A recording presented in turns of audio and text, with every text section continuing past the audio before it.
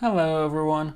So today we're going to start looking at melodic similarity because one of you have asked me about it. And what we would like to do is we go to scholar.google.com, which allows us to search for papers. And we're just going to use the first result. This is by no means the best answer. And this probably is not the best answer. Nevertheless, this is good practice for being able to take what's in a scientific paper and apply it to what we need. So before we apply it, first let's think about what kind of data we're going to use. I'm thinking, just for keeping it simple, I didn't want to, if you all have any databases that you can suggest, like a file that we can download that has the melodies in it, that would be great. I can maybe download it and we can try that together. But for today, we are just going to take a couple of MIDI files. So we'll search Google for, happy birthday MIDI. I already searched for this before this. So we'll download these first two. So we're going to control click to open a new tab. There's this one. In order to download it, we click the download button and we close this ad. Okay, so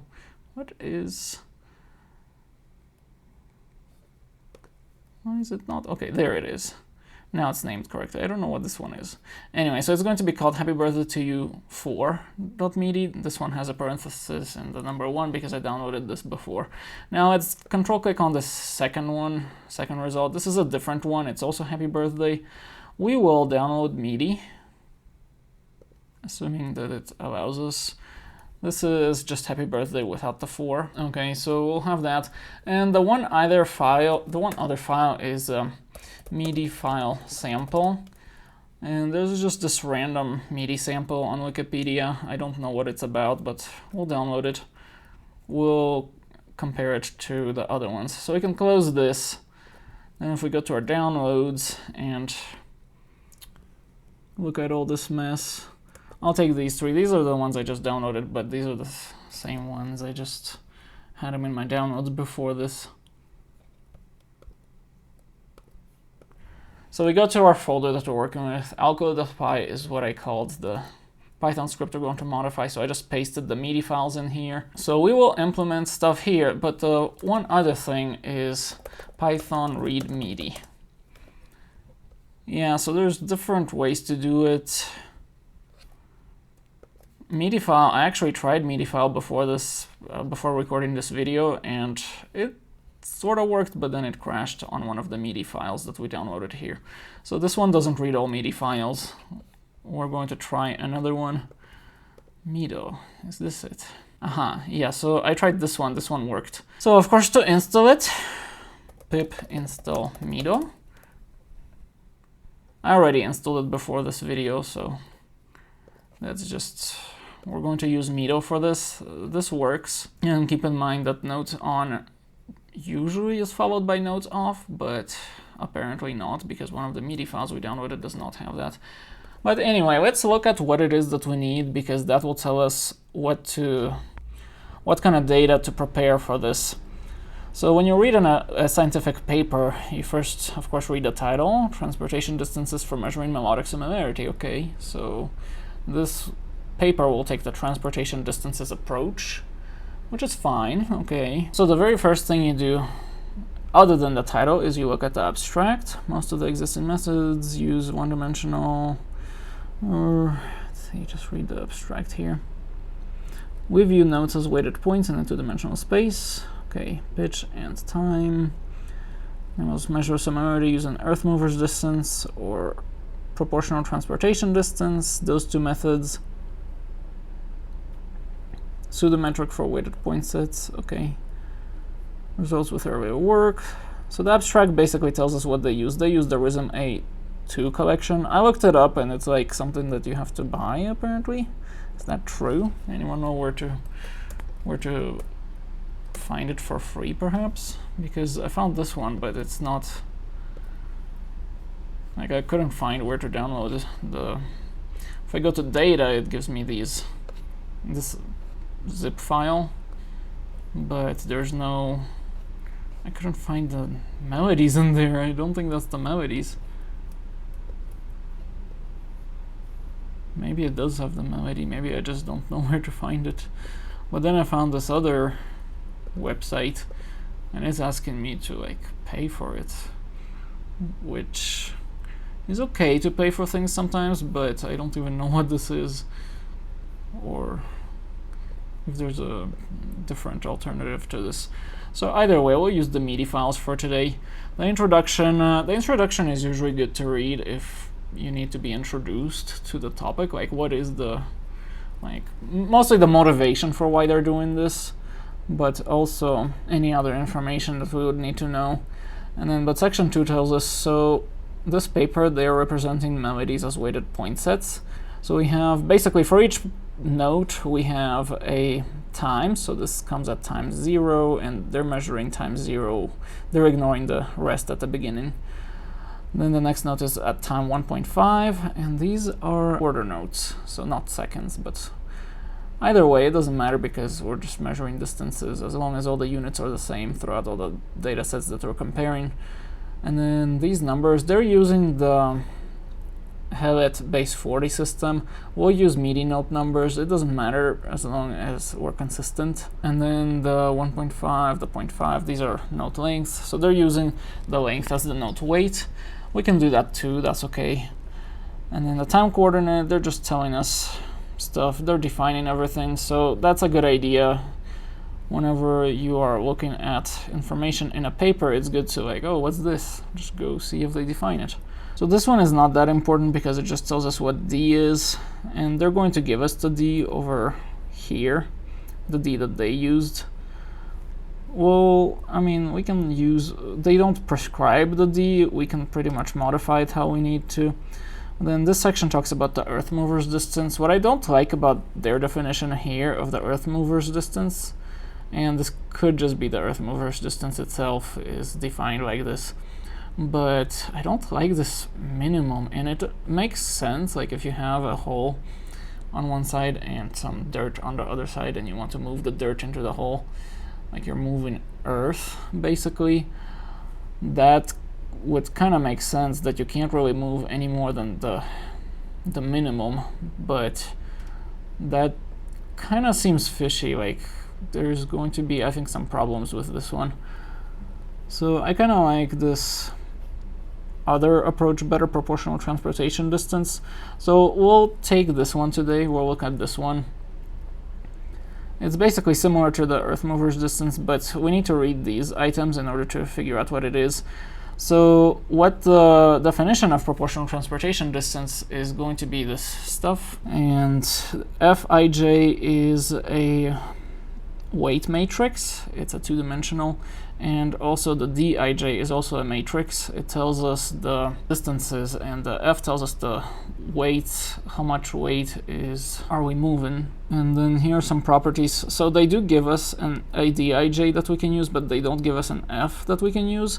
So for the F, we kind of have to think of an F ourselves, but they give us some properties that F must follow. So Fij is greater than or equal to 0. Okay, so we can, and from this, like, we can see that it's equal to, the sum over J is equal to the weight I, which kind of makes sense. Okay, so we can set this to, in this case, because the sum over I is then equal to U, and the sum over J is equal to W, but the U is, of course, normalized or scaled into the W scale. So what we can do is we can set the Fij to be W times U divided by big U. So W sub I times U sub J divided by big U. And that will, these two constraints will apply to it. And then this constraint will also apply to it. So we can do that. And then the equation itself will be the sum over this product. These are two matrices. We can do that in NumPy with Python. And then what this part is, the minimum F, I'm guessing, and I'd have to check with, it's usually nice if the authors would be clear about stuff like this. These authors here are not super clear, so that tells us that it's not that great of a paper. A good paper would define everything, but in this case, I would have to probably check with a math professor or some people to determine what exactly that what they want us to do there. My guess is they want us to take the minimum of this matrix and multiply it by the sum, but I don't know why they would want us to do that, because that does not make sense, because that is like, what is so significant about the minimum f? So if somebody of the viewers knows what this is supposed to be, please speak up, comment in the comments. Otherwise we'll ignore this, we'll just do the sum and we'll divide it by big W. But before we move on, we need to figure out how to read in the MIDI files. So what we will do is we will import MIDO and we will import numpy.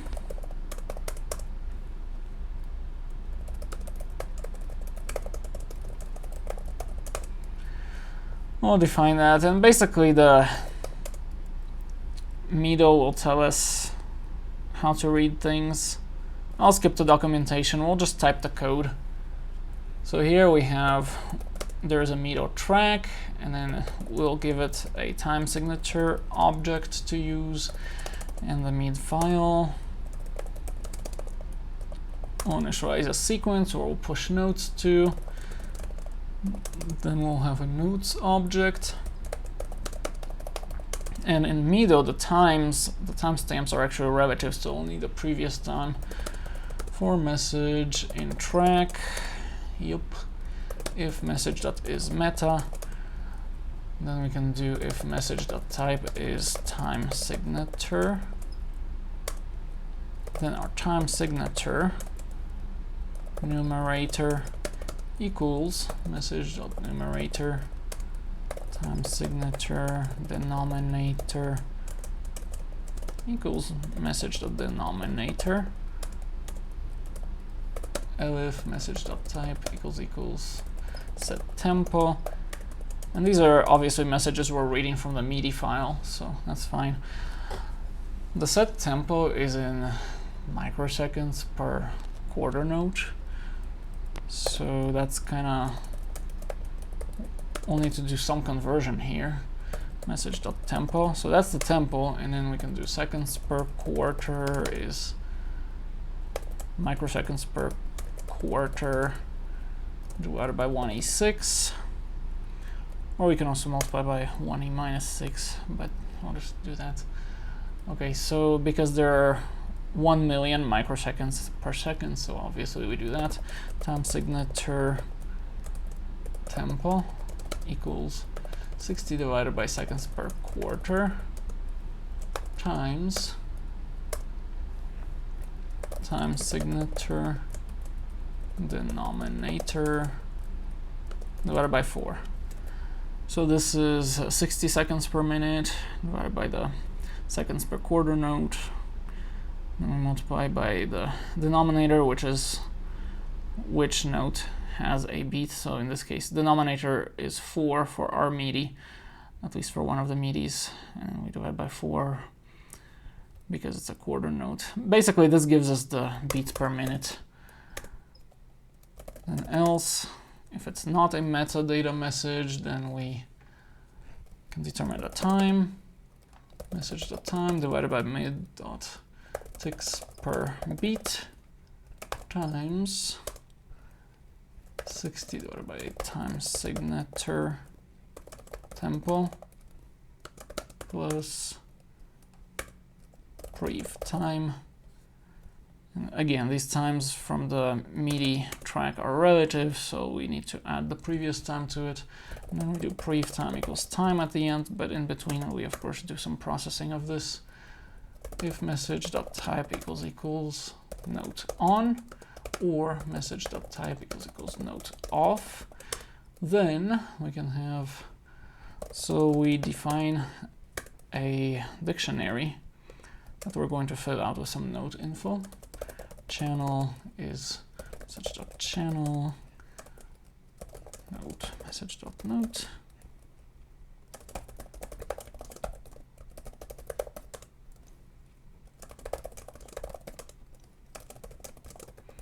And the end here is going to be the end time. So if we don't know the end time, we'll just set it to -1. We'll use a dictionary key for the notes object here. just to keep track, because some MIDI files, including one of the ones we're going to read, they don't have a note off message, they only have note on messages. So okay, this key dictionary thing kind of just helps us in this case. So we just make a key. It doesn't matter what we set it to as long as it has the channel and the note number in it.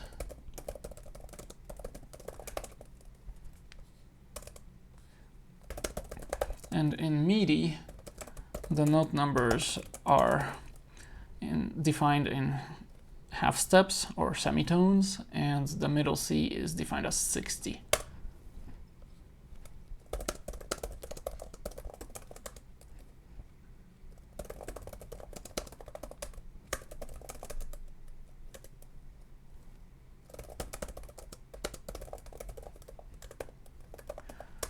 So what we're doing here is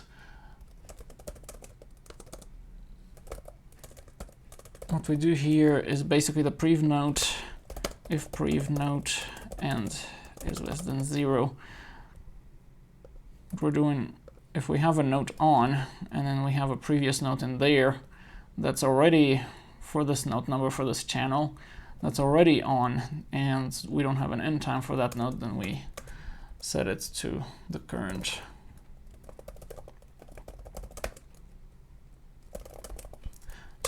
time.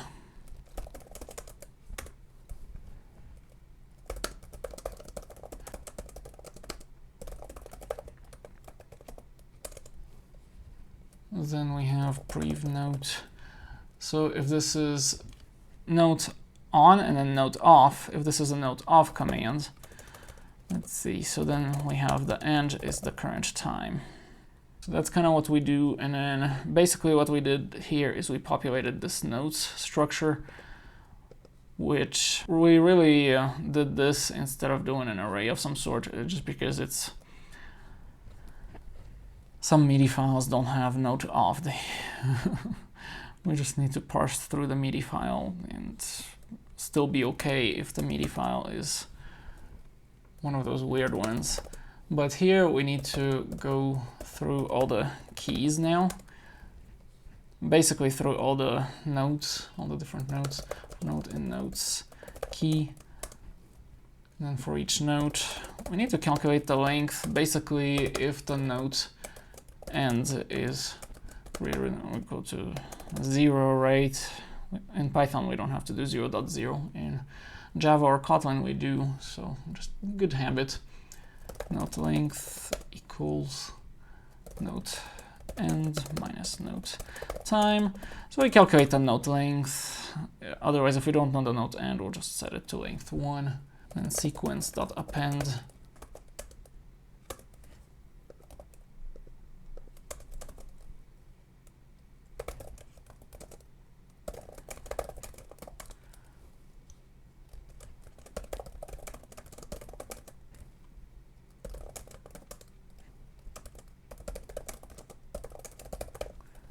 And we fill out this sequence, and of course sequence is now out of order because this keys is obviously just super out of order, but that's okay. We can do sequence.sort key equals lambda note, and we return note time, return sequence.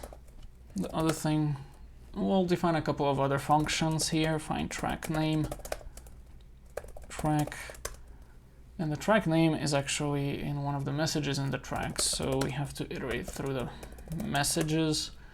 And if message.type equals track name, then we return message.name. Otherwise we return none. And track names, MIDI file name. So here we can actually open the file, mido.midi file, MIDI file name. Then we can do print tracks in that, dot format MIDI file name for track in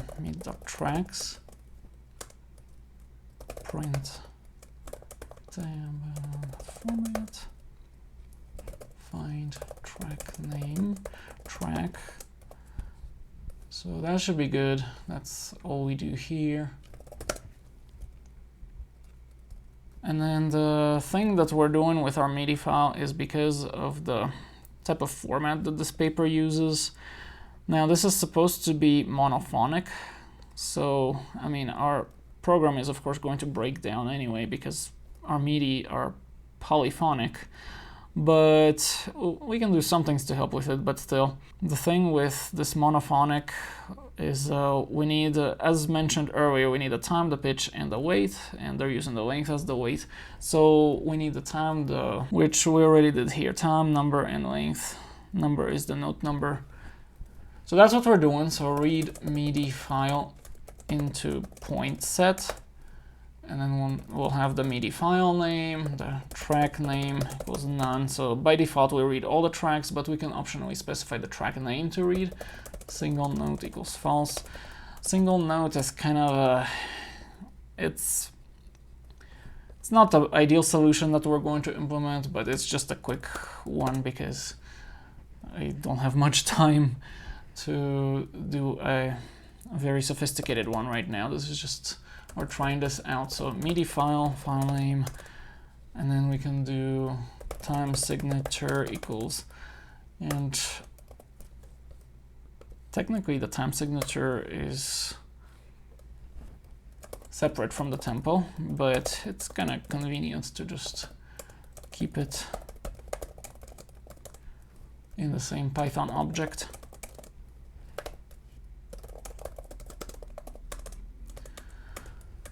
So what we will do here is we will use these arrays here to populate these lists, but then we will convert them to NumPy arrays so that we can do things with NumPy in them, because that's how you do numerical data processing in Python. That's the faster way. Track in mid.tracks. So we go for each track, we do, if the track name is defined, the one up here. If it's none, then this if statement won't execute, but otherwise current name equals find track name, track. So we find the track name, and then if current name does not equal to track name, then continue. So we skip any tracks whose name is not that. Sequence.extend. Extend will extend the array, right? So kind of like concat, but in place. MIDI track to note sequence, and then we give it track, time signature, and the MIDI file, or the object for handling it anyway, and sequence.sort. In the case of multiple tracks, we would want to sort again. In the case of a single track, there's no need to sort again, but just leave it like this. Okay, so sequence.sort, and then we're going to use for the single note logic here, small dt equals 0.0, and we'll just say that, and these are in seconds. We're converting the times to, we converted the time to seconds up here. So that's what we have for note in sequence. So for each note we do if single note, this is some filtering, and when note times is greater than 0. So if there was a note before us, if note time minus note times minus 1 is less than small dt, then basically if these note times are approximately the same, we're kind of trying to discard notes that are in single note mode. We're trying to discard notes that are at the same time, so chords. But this is just a kind of duct tapey, quick and dirty solution. But either way, note times.append note time, because what we really need is an algorithm that will handle polyphonic information. Note numbers.append. But we're just practicing reading a paper and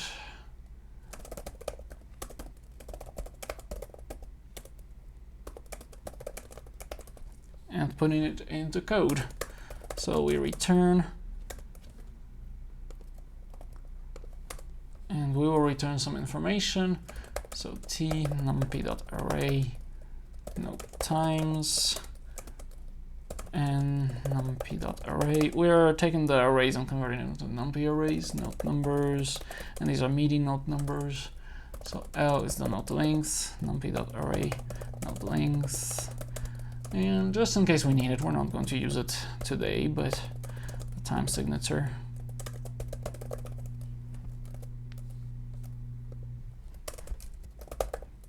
Print track names. Let's see, so we're going to print, let's see, happy birthday.mid. Just want to see what's in those tracks. And then if we go to the other happy birthday, copy that name, print track names, print track names, and then we go to, well, MIDI sample.mid, MIDI sample.mid. Okay, cool. So if we run this, oh, I forgot the file name extension. Great, so we have all these track names. So we can basically just tell it to take one of these tracks, but we'll continue for now. What we need to do still is, so we read the notes. Basically we can do import matplotlib.pyplot as pp, and we can figure and then plot, say, oh, I forgot to read the note itself, so let's actually do that. So we'll say, okay, set a equals read the file happybirthday.mid. Actually cut that. Oh, run that. So if we do that, we plot set a time versus set a note number, and we tell numpy to pyplot to plot it as dots. And then we go to plot. So this is the one we just plotted. These are all the notes from the MIDI file. So we can do some math on them. Set b equals read MIDI file into point set. And we can do happy birthday to you 4.mid. Set c equals read MIDI file into point set. And we do MIDI sample.mid. And then what we're going to do is we are going to create an array, or a dictionary rather. And we'll put all the sets in there. A is set A, B, that way we can iterate the sets. C is set C. And then we can do for key A and sets.keys, for key B and sets.keys. And then here we can do print. We'll just do that. Key A, key B. So we're ready. Basically over here, this is just a placeholder. We'll put the actual numbers here. But now it's time to implement this. Where did it go? This one. Right, so the formula for the proportional transportation distance. So they're giving us all these, and then they're giving us this equation. So that's what we're going to do. We're going to do that. And then the other thing we need to do is the distance, which we'll use theirs, and then they have like some notes here. One of them is they're kind of trying to, like, if one melody is the same melody but in a different key, then it's like, oh, okay. Actually, this is the one for the transpositions for the different key. This is the one with times. So we normalize the time coordinate, and then this is the one. You can read the paper. The details are in here, but basically this is the one where they're talking about how some values will be more than others, and how, yeah, there's some problems. So they have to tune things by changing this D to multiply the time coordinate by 3 before doing everything, all of that. So let's start with, we basically are looking at we have sets A and B, okay, and they have weights. So the weights are going to be equal to the length. So the way we will define this is proportional. We could have called it PTD, but we'll call it the full name, transportation distance. The full name is usually more helpful, even though it's more typing. Just don't make the name like 20 words or something. 20 sentences, okay, that's long. Yeah, so, but something like 3 words is better than 3 letters, because otherwise you don't know what it is. Set B, and then, yeah, we'll just do that. And then we'll say W equals set A, L, right, okay, U equals set B. So we're setting the weights of sets A and B to be the lengths, which is fine. So big W is the sum, just like they say, the total weight. Okay, big U is going to be U.sum. And then let's do T1. So we'll set this to just the times for now.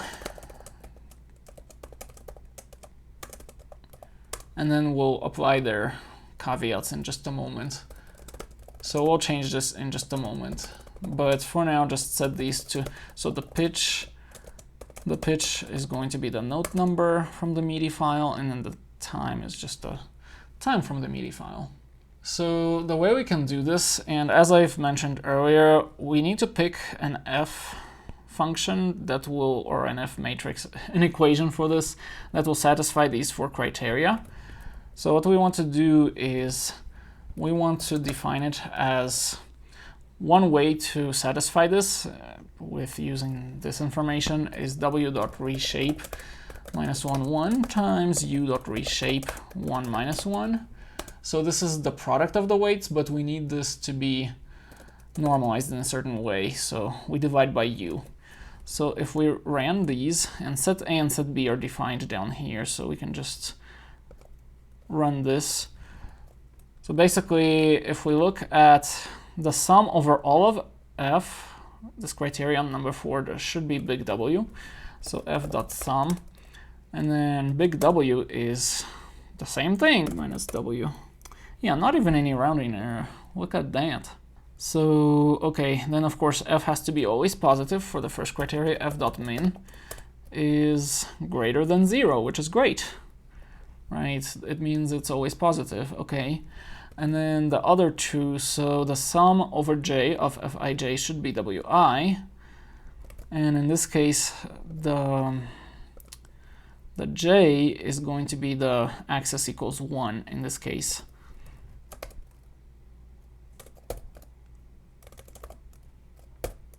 F.sum axis equals 1 minus W.sum. So we can see basically the sum over the axis equals 1 is the one that's this one. So we are summing over we're basically removing this second axis. And so what's left is this axis, which is the shape of W. And then, so we subtract W, but in this case, we're trying to compare W to this. So Wi, and then this stuff is the sum over J, because this is the axis we're removing effectively by doing the sum. And this is thus the U that we're removing, and U is the axis using the J index in here. So what we have is we want this to be equal to the W. That's what the criterion says. And so we just subtracted them to see if they're equal, because they'll be close to 0 if they're equal. And this is close to 0, so that's good. Okay, and then likewise, in order to meet this criteria, we just need to do the same thing, but sum over the other axis, and then normalize or scale by W over U, big W over big U. F.sum axis equals 0. Okay. So minus W times big W, or I guess U times big W over big U dot sum. So this is close to 0 as well, which tells us that this is about equal. And that tells us that we meet this criteria. So that means that we chose an F function that satisfies this these constraints. Okay, so the next step is to do this, but we still need this other variable d. And in order to do that, we can use their definition. So we can do, let's see, we already have the T1 and T2 and whatnot, but this will still be multi-line, of course, numpy.square root, because they're using a square root for theirs. And so that's what they're doing, square root of the sum of the squares of the differences. So that's what we'll do. So we take the T1, but again, we need to use reshape because these are different shapes. T1 has a different shape than T2, but we need to keep it the same shape as F. So minus 1, 1 times, actually minus T2.reshape, 1 minus 1 squared plus, then we do P1.reshape minus 1, 1 minus P2.reshape, 1 minus 1 squared. So we do that, okay, cool. So now we then execute this equation right here. And again, not sure what this term up front is supposed to be, what this factor up front is supposed to be. So we'll skip it. So we'll do the sum and then we'll divide by big W. So we do return f times d dot sum over big W. Okay, great. And so now we can copy this function name. And so ptd, and then that is going to be equals that, and then we'll do ptd equals this, sets key A, sets key B. Okay, so we have that, and then we have the ptd. So we're going to print the function here. So we execute, and look at that, we have some numbers. Okay, now the situation here, it looks mostly okay. The only problem that I see is, so the PTD, or what is it called? Proportional transportation distance, right? So the transportation distance of an item to itself should not be a lot. Should probably be 0, I think. But in this case, so that makes sense, and then this one makes sense, right? So this middle term is the minimum, the transportation distance of B to itself.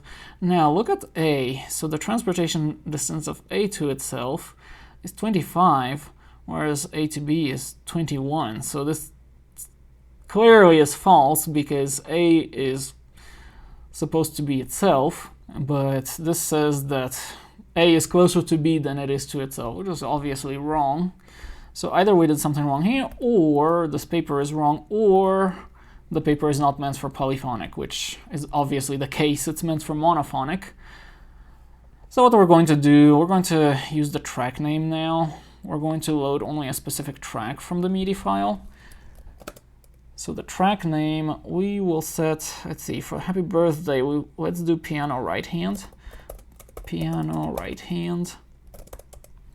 Then for this middle one, let's see, let's do the strings. I think they have that melody, pretty sure. Have to check. Okay, I just checked. Strings sort of have the melody, but the trumpets have a better melody. Trumpets. Okay, let's do that. And then for this one, let's do piano.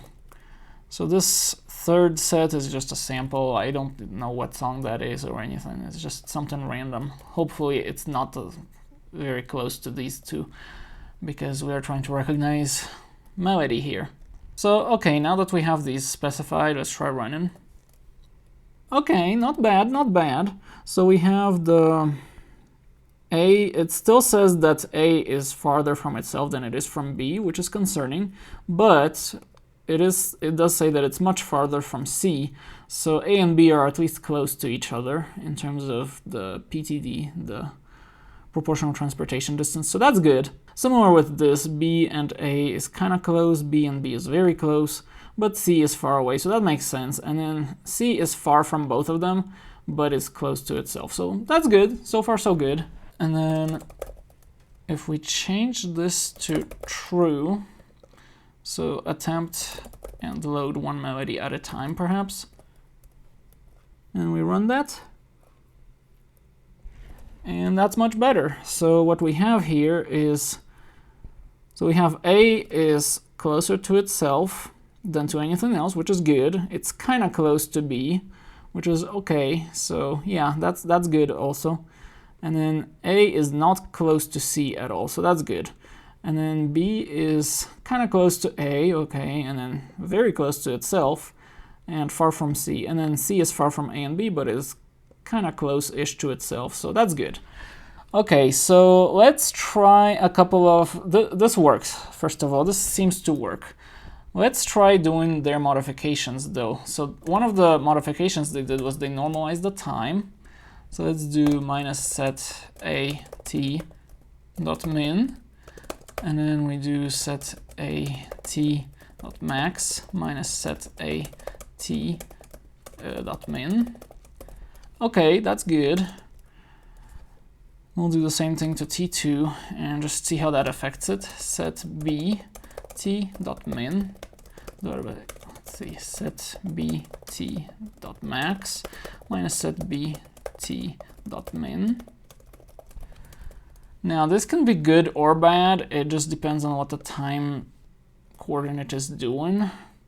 Because if the songs are different tempos, then this is good. But then again, if one song has 2 repeats of the chorus and the other has only 1 repeat of the chorus, then this is bad because now we're not matching anymore. So okay, well, after we run it, this still looks not bad. The only problem is now we have this weirdness with point C, which is very weird, but okay. Yeah, once again, this algorithm is best for comparing songs, but it's not very good for comparing things with different lengths. So, okay, and the other one they do, so the one we just did was the one they're talking about over here, because they're talking about normalize the range of time coordinates, okay? Now, in their case, they scale the length of one up. We're not going to do that.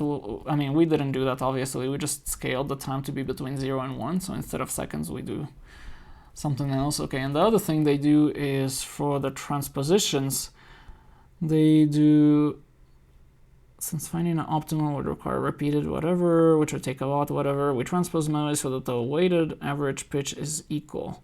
So they do the weighted average pitch minus, okay, so set a n, the weighted average is going to be times the weight divided by the big weight, okay, dot sum minus set b n times the weight of that divided by the weight of that dot sum. Run that. Okay, so we still have a little bit of a mess here. And I'm not sure entirely what is going on or how to fix that, but either way, and then we can multiply this by 9. They used 3 for the delta t's, but since we're squaring it, it's gonna be 9. So kind of a similar thing though. So we kind of just stepped away from where we're supposed to be. But I'm going to go a step further and say, let's just put this paper aside for a moment and let's just think about it. If we took the information from the here, like, okay, does it make sense to try to, I'm just thinking about the identity case. So this should not be greater than this. The distance of A to itself should be less than the distance of A to anything else. But if this is A, the one that we see here, then it's like, okay, and we can plot it again just to, because we changed these parameters, but pp.figure and then pp.plot. Then we do set A, see the time, set A, and the note number, and then do the dots. So, okay, either way, this is a lot of points. So the distance of A to itself should not be so far.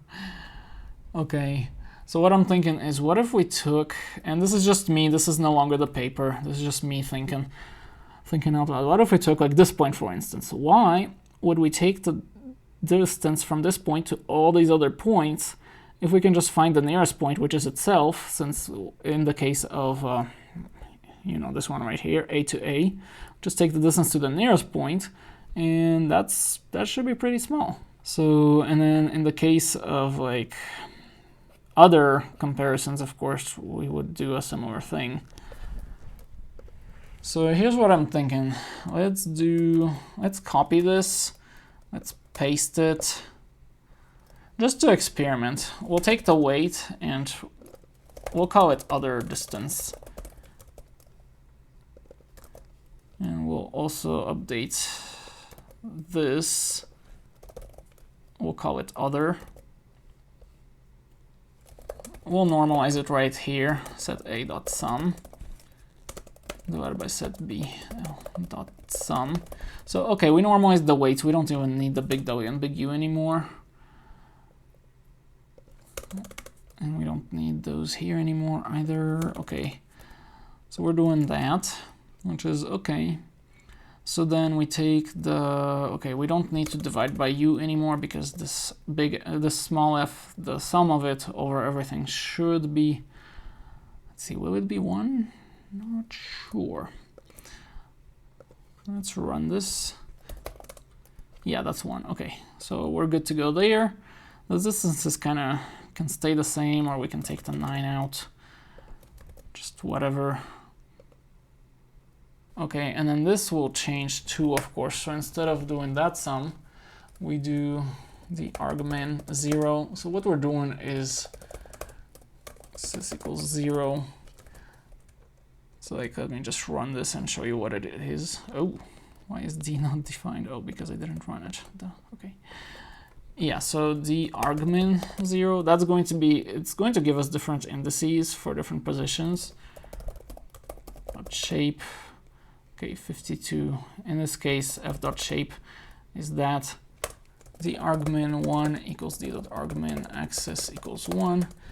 And then what we do here is dmin 0. Basically, instead of taking the d of everything and adding it up, what we're doing is d of just the minimum ones. Basically, the distance between the nearest points to each other. Argmin 1 goes here. And then if we do fmin 0, same thing there. The argmin 0, fmin 1 equals f within the argmin 1.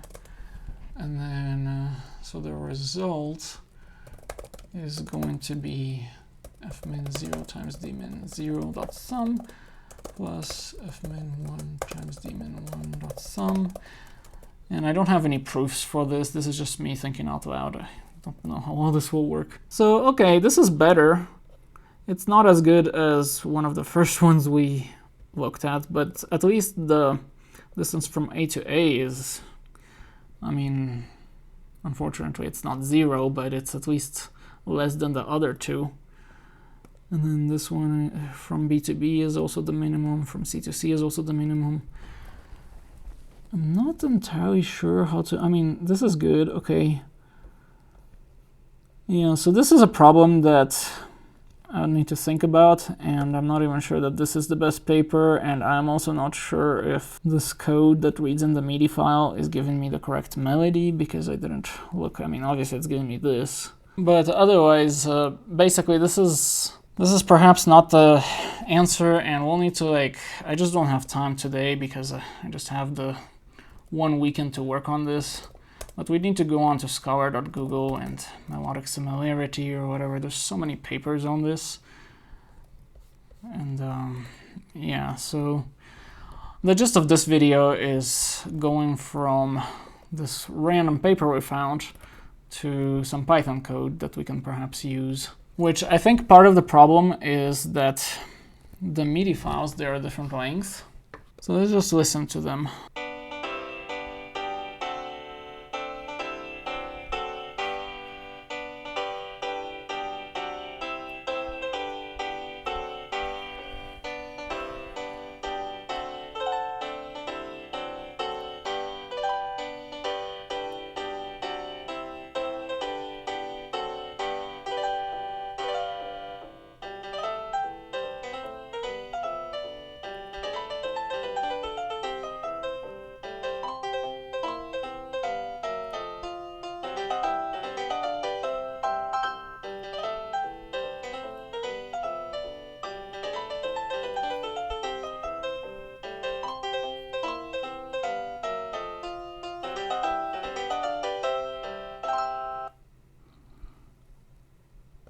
Okay, so that was Happy Birthday repeated 3 times, with the third time being somewhat jazzy.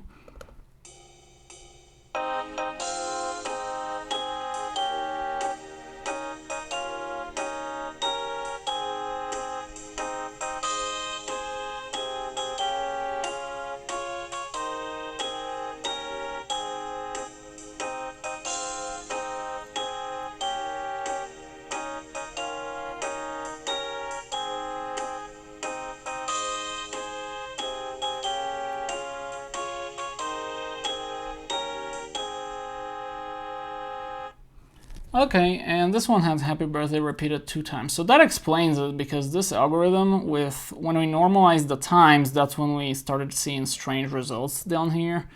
And that makes sense because, like, okay, if you're going to normalize the times and one of them repeats the song 2 times, one of them repeats the song 3 times, it's like, yeah, don't expect anything good from that, because this paper is not meant for that. It's meant for...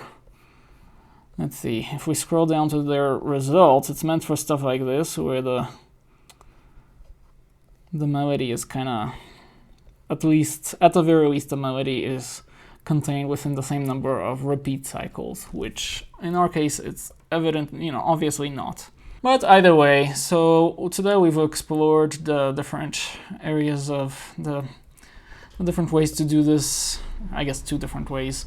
We started with a proportional transportation distance, and we're reading the notes from a MIDI file, of course.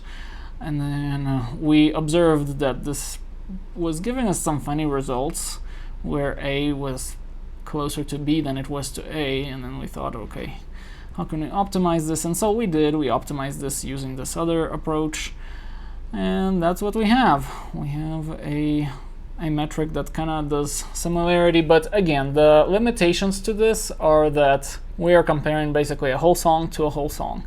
If we're going to write a program that detects some sort of plagiarism, or maybe a search engine that searches for some musical pattern, like you give it the melody to a song that you can't remember what the song is called, and the search engine gives you the answer, like what song this matches. So stuff like that will not work with this algorithm, because the algorithm itself, if you just read the paper, is not designed for that. It is meant to be comparing, like, basically a full melody to another full melody. And so, like, you don't have sub-song pattern searching in this particular paper. Maybe next time we might look at a different paper that might give us better results, or alternatively we could use this algorithm here to kind of trim, like say we have the Happy Birthday song, we would trim out only the first Happy Birthday to You section, right, instead of all 3, and then we would search for that in our collection of fragments. But then again, where do you trim? So yeah, so there's a lot to learn, a lot to do, but otherwise this is what we have for today, and that is how you go from a scientific paper to Python code. And if there is something you don't understand about the paper, it is okay to go ask a professor for help, or multiple professors, because some professors, no matter how much they know, they won't know everything, and so that is okay. So yeah, thank you for tuning in, and I hope to see you next time.